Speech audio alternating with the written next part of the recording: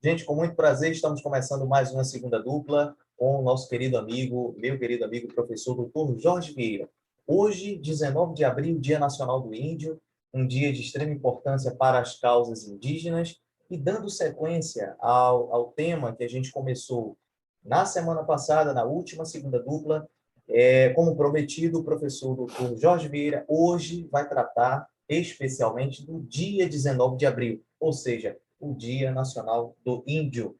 E você que está do outro lado, você sabe a importância do Dia Nacional do Índio e qual o verdadeiro significado por trás desta data? É a mesma pergunta que eu faço ao professor. Professor, qual a importância do Dia Nacional do Índio e o real significado por trás dessa data, professor? Que bom, estamos aqui de volta, então quero saudar a todos e todas que nos acompanham e dizer que é um prazer o que nós estamos fazendo a cada segunda-feira, né? Para levar até você a reflexão, a discussão, o conhecimento, né?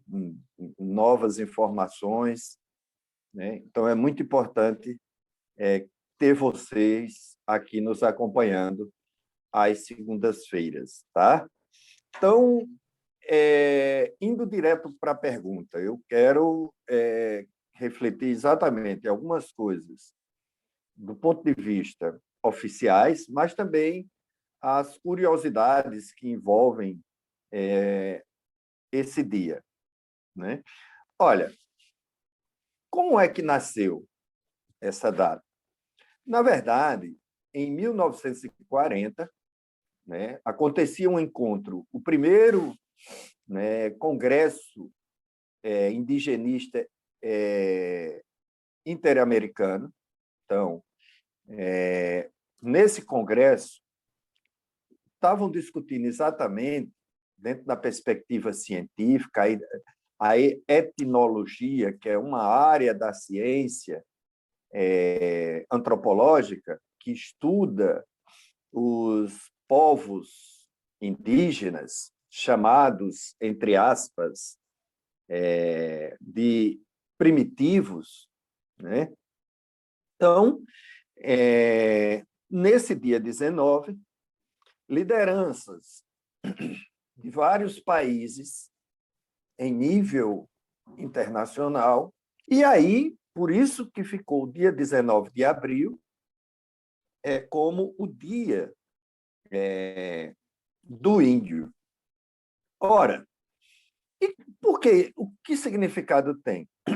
Tem o seguinte, isso é importante, porque os povos indígenas, desde o início da colonização, né, eles tiveram suas culturas, suas histórias, suas organizações, suas vidas, suas religiões negadas.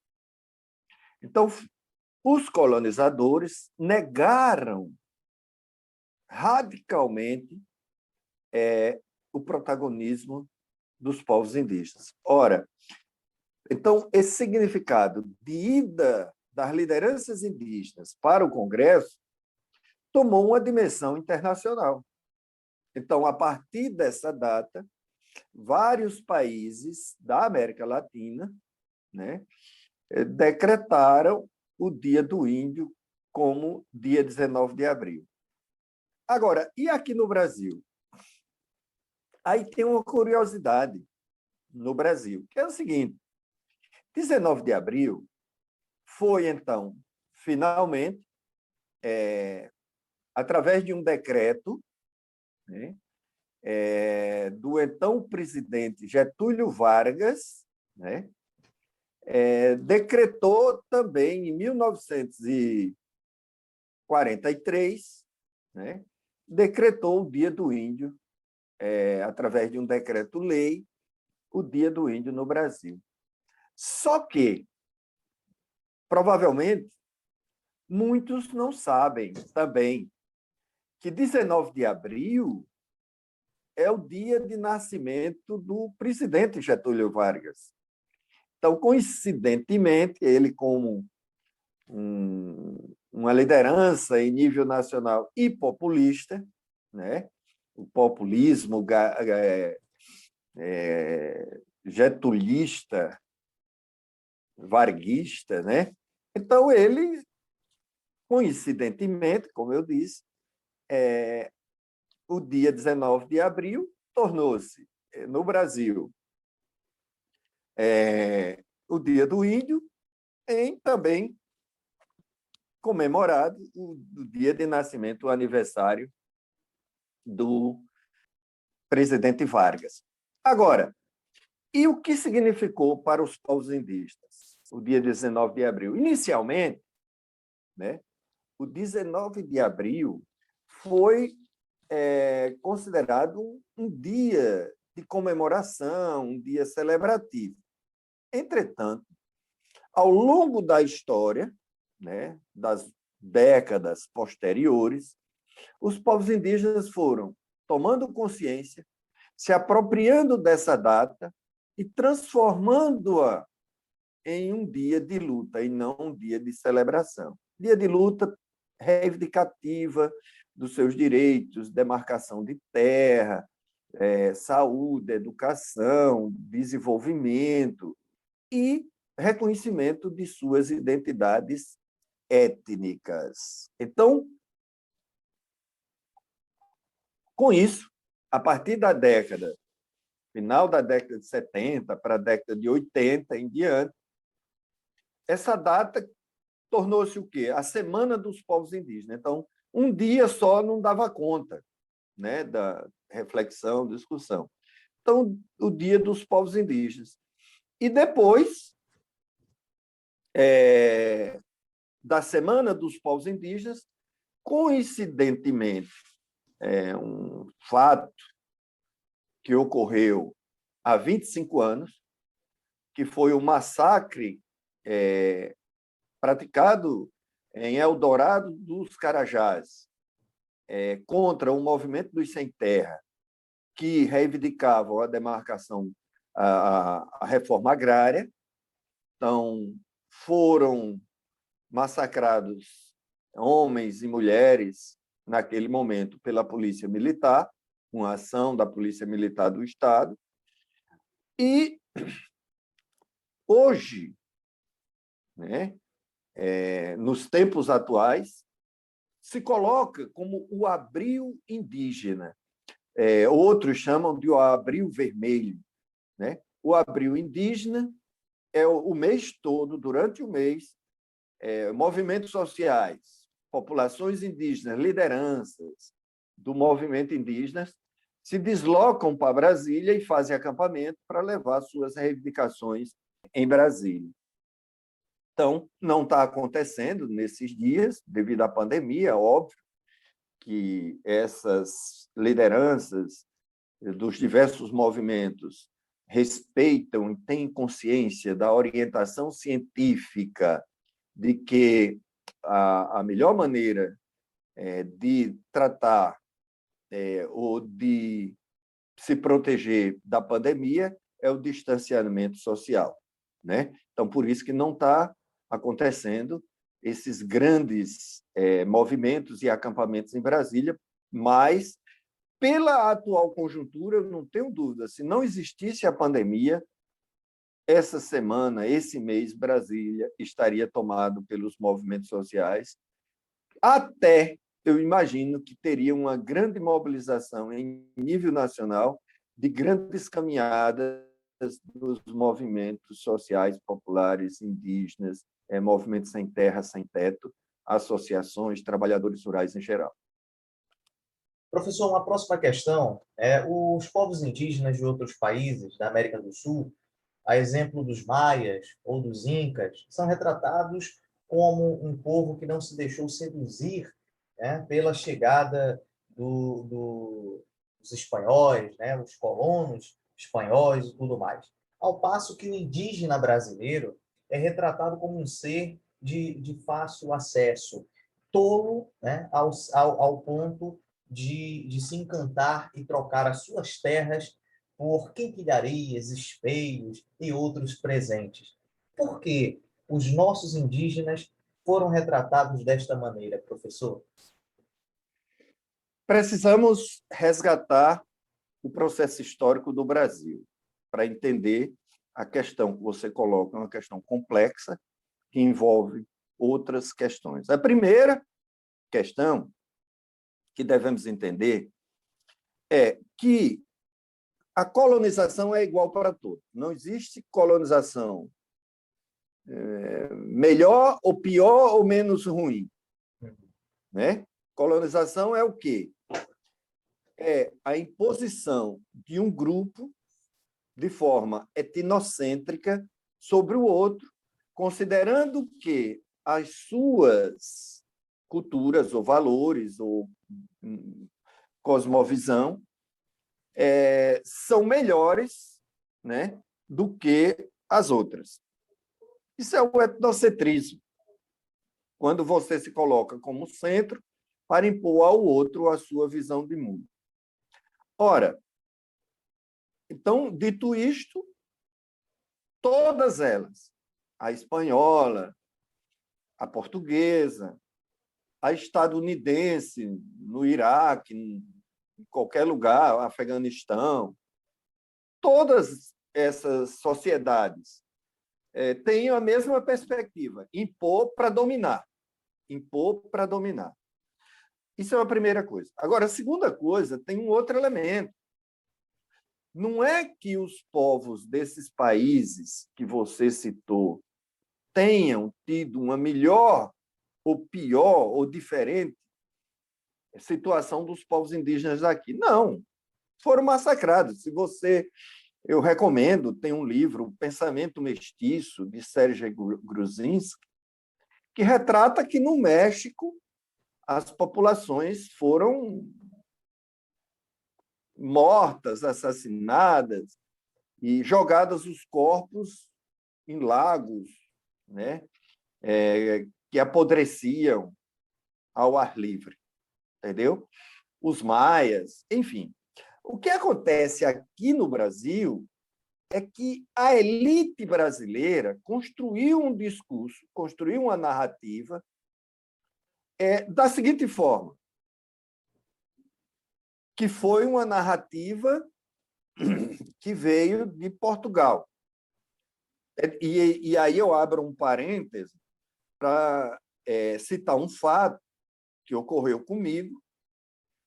Quando eu estava vindo, eu fiz doutorado na França e fazia conexão em Lisboa.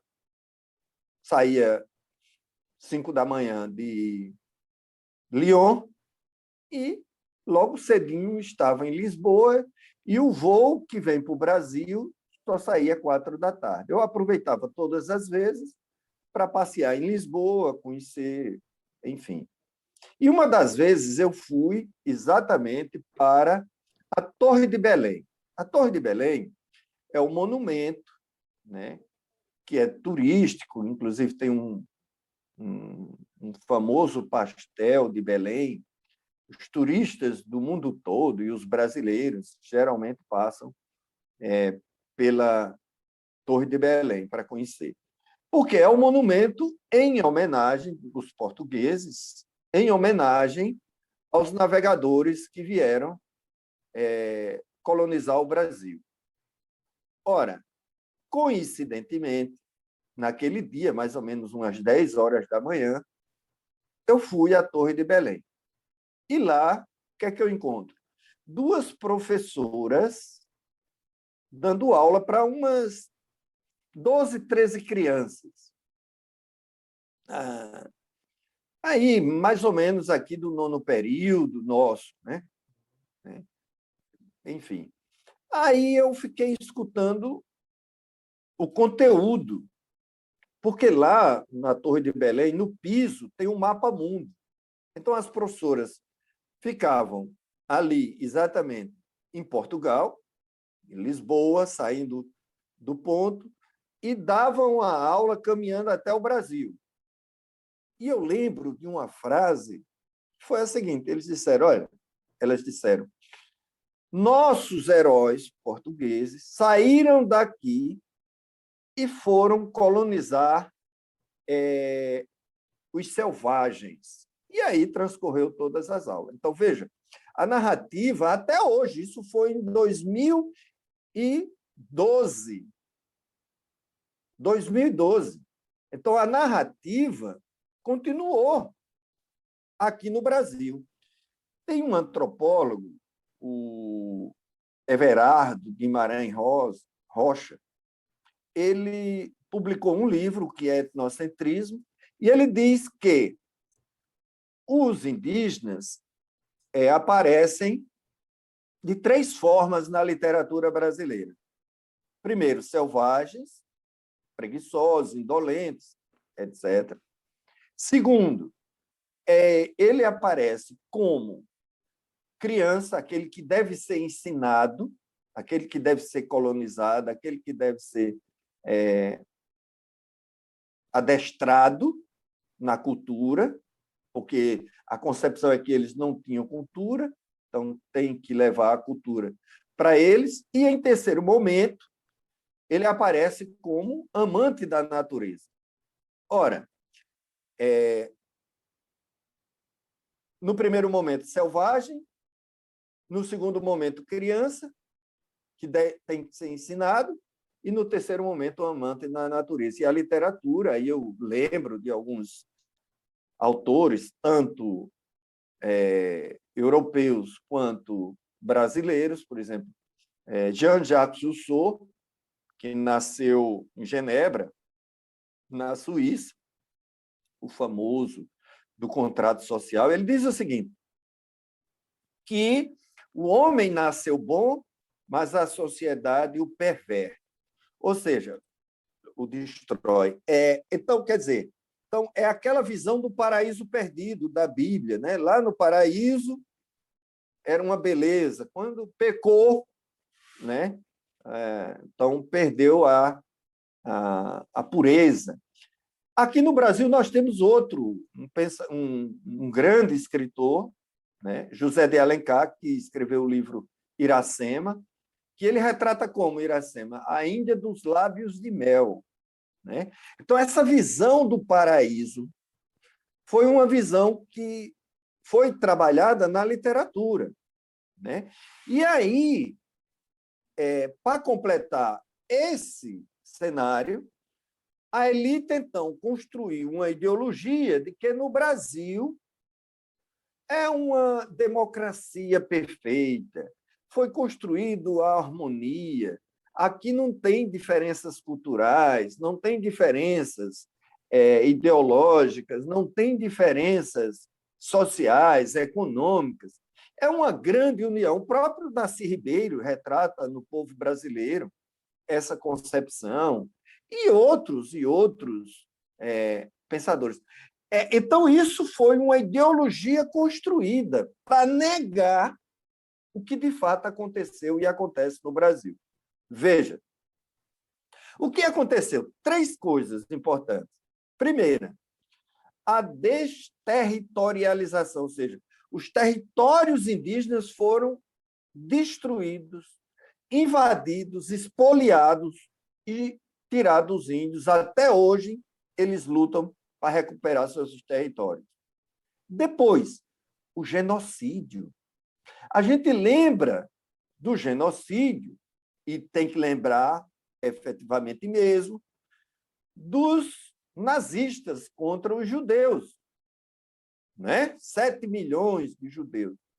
Só que a gente não tem consciência que no Brasil foi praticado um genocídio contra essas populações indígenas, né?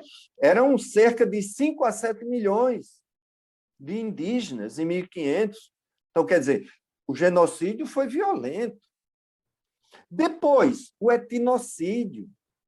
O etnocídio, nós tínhamos cerca de 1.100 etnias.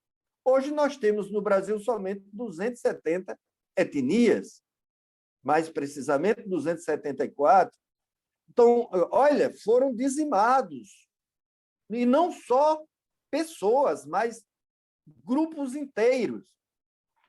E aí eu quero citar, inclusive, essa visão ideológica, O próprio Graciliano Ramos, quando escreveu Caetés, lá no final, e Graciliano Ramos é um progressista, veja que não é um cara de extrema-direita, de direita, não, um progressista, que retratou a cultura nordestina, denunciou, como outros, Jorge Amado e outros. Ora, o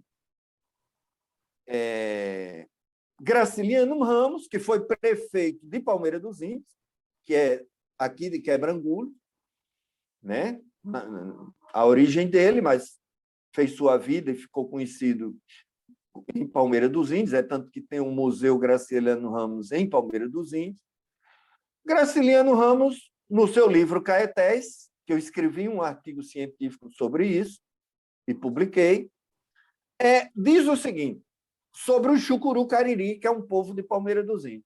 Ora, eu conheço 2 remanescentes Chucuru Cariri que vivem perambulando bêbados pelas periferias de Palmeira dos Índios. Olha o retrato pejorativo da nossa literatura.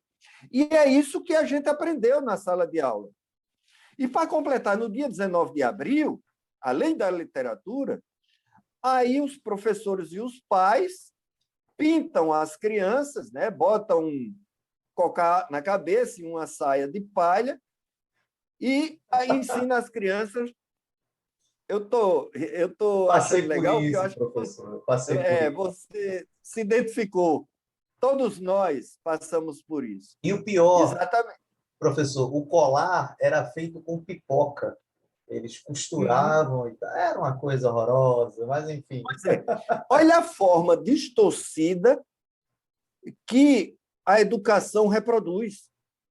Está entendendo? Então, a grande questão agora nós estamos vivendo um momento, né, com principalmente a promulgação da nova Constituição Federal, em 1988, que os constituintes recepcionaram os direitos indígenas e mudou a legislação do Estatuto do Índio, porque no Estatuto do Índio, que é a Lei 6.001 do período da ditadura, né, artigo 1º, que cabe, isso o Estatuto do Índio, de 1973, cabe à União, de uma forma progressiva e harmoniosa, integrar o índio à comunhão nacional. Então, por essa legislação, o indígena era a condição de índio era uma passagem, ele ia deixar de ser índio.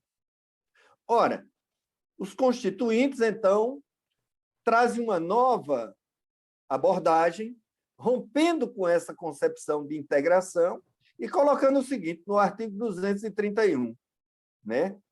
Ele diz o seguinte,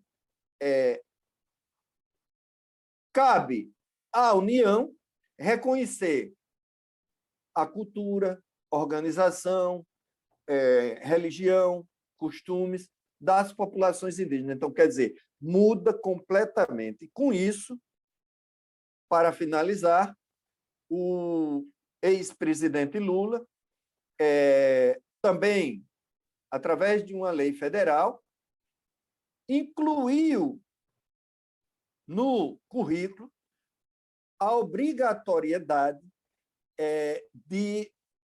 da escola tratar de forma correta, segundo a Constituição, o conteúdo sobre os povos indígenas e as comunidades afrodescendentes. Então, o presidente Lula, então, traz, efetivamente, traz essa realidade para a escola e, a partir disso, hoje trabalhamos na pesquisa, na produção científica, para trazer uma nova abordagem sobre os povos indígenas e os afrodescendentes. Então, é isso.